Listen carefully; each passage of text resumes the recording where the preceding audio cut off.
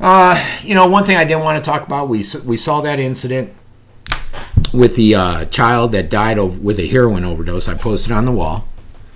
And I posted an article that I thought was interesting. I think it's a great concept, and that's where, what state was it? I think it was Illinois, where you can go in and sue a doctor that's over-prescribing pain pills and got you addicted. West Virginia was it. Thank you. They just talked to my ear. What a great idea. How many of these doctors are out there overzealously giving away pain pills left and right like candy? Why not hold them accountable?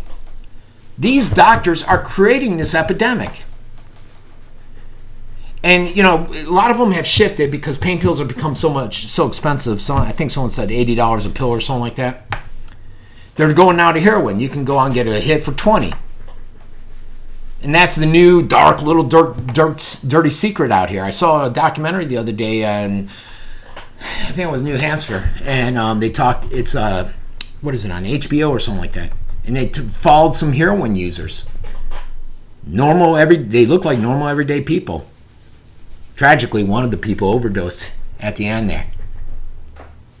But you're seeing this across America. I think Bradenton, right up the street here, is one of the worst. Major media doesn't really hit it, although they are here because it's such epidemic levels. The Sarasota Herald, the Bradenton Herald, they're covering it pretty good here. But major media, the national-wide ones, aren't really covering it. And this article threw out some startling numbers. The CDC stated that in the last year, there were 11,000 deaths due to overdose. I was talking to a friend the other day in Venice, and that's in the programs and stuff. And they said there was a few people that OD'd just recently. That's a travesty. 4.2 million people in the United States have used heroin at some point in their lives. Now I have a fear of needles. I almost pass out. I can't imagine doing that. But it's a travesty, and they're doing this because they were addicted. Generally, they're addicted to pain pills. They're going to heroin, which is the alternative. That's why we're seeing such a huge uptick right now. It's a lucrative market. The Mexican cartels throughout the United States now, folks, they're huge into it. They essentially have replaced Afghanistan as the main supplier to heroin that comes into the United States. And they're exporting all that lovely stuff over to here. And it doesn't even begin to tell the story of the human and emotional costs that heroin addiction places on individuals, on families, on the treatment providers.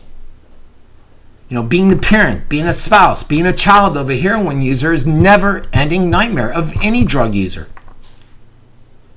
You swing between the enraged at individuals to terrified in life.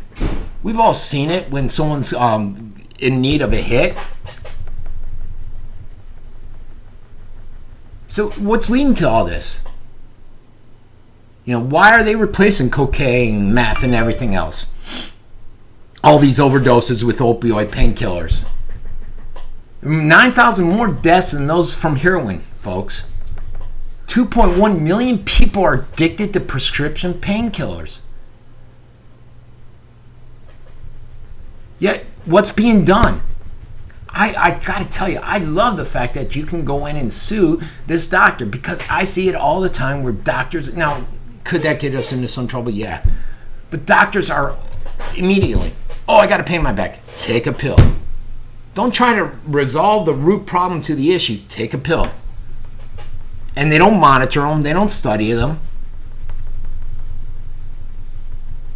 But you have an increase in the whole prescription pain pill market, especially here in Florida, because they've enacted some new systems in place to try to prevent people from taking them.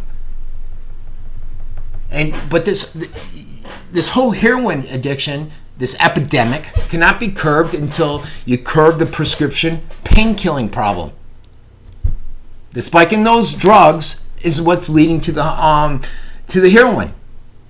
And what we need is the doctors, the hospitals, the administrators, the pharmaceutical companies, the health insurance companies, all these guys to come up with ideas, alternatives.